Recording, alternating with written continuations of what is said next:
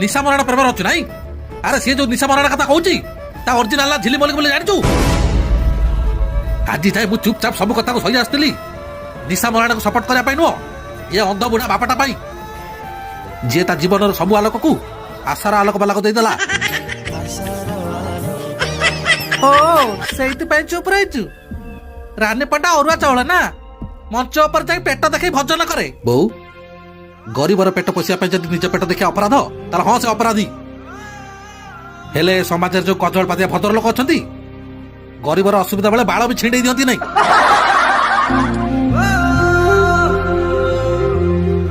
ତତେ ସାବଧାନ କରିଦଉଛୁ ଅଜୁ, ଆଉ ଥରେ ଯଦି ନିଶା ମରଣ କଥା ଉଠେ ତାହେଲେ ତ ହାତକୁ ମୋଡି ଭାଙ୍ଗିଦେବି। ଏବେ ଭାସ୍କର ଦେଖୁଥିଲି, ରାନୀ ପଣ୍ଡା କାଳେ ପୁଣି ଖଣ୍ଡଗିରି ଆଉଛି, ଲୋକେ କହୁଛନ୍ତି ପୁଣି କାନ କାମୁଡିବ। ମୋ ପାଇଁ ଗୋଟେ ଟିକେଟ ଆଣନ୍ତନି?